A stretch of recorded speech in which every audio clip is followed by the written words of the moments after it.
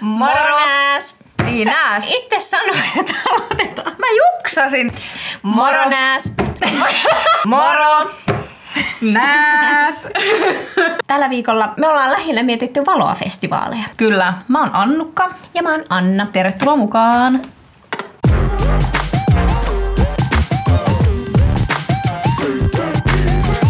Meidän elämästä puuttuu mies.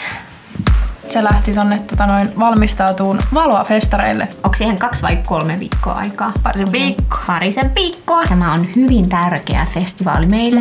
Se tapahtuu aivan täällä Tampereella. Tämä tuo tosiaan valoa piristystä tähän synkkään kauteen. Ja näkyy yleensä hienosti kaupunkikuvastakin. Mä en kyllä tiedä itse asiassa, onko tänä vuonna tulossa noita jääveistoksia. Yleensä on ollut niitäkin pitkin sellaisia valaistuja hienoja, mistä heti tiedän, että Valoa-festivaalit. It's in town. Yes.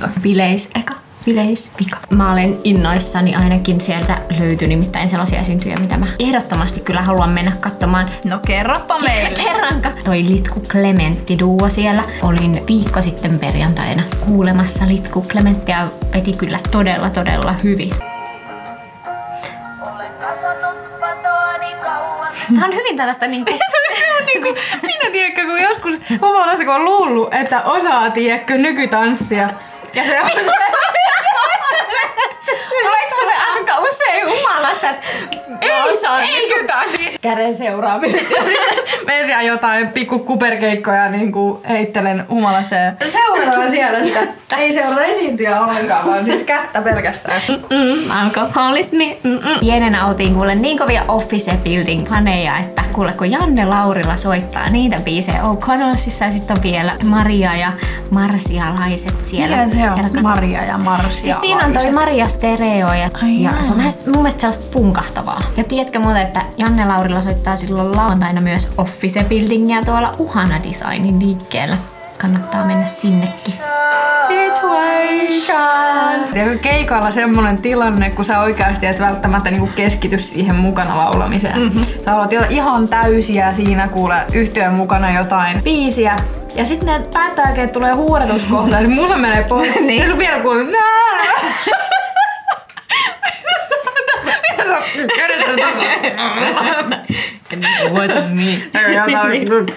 ja kauriin metsästäjät. Mä toivon, että kauriin metsästäjät soittais siellä Saija Varjuksen kauriin metsästäjä kappaleen. Kauriin metsästäjä, turha on eksyttää. Tiedätkö, kun aivoihin jää sellaista tietoa, mitä ei niinku ikinä tarvis. Se vie vaan tilaa sieltä. Niin esim. Niinku tollasen kappaleen.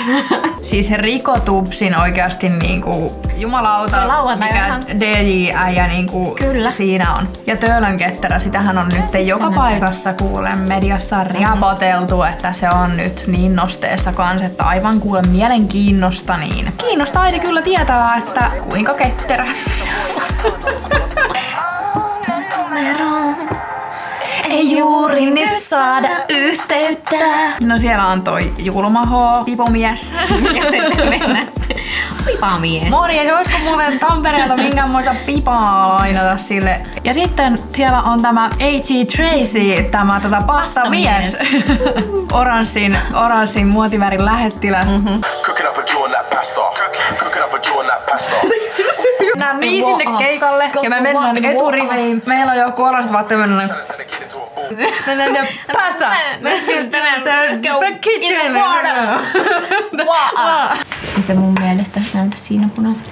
Tää on just se, kun käyttää punaista huulipunaa, niin on huulipuna aina täällä. Sulla on isot huulet.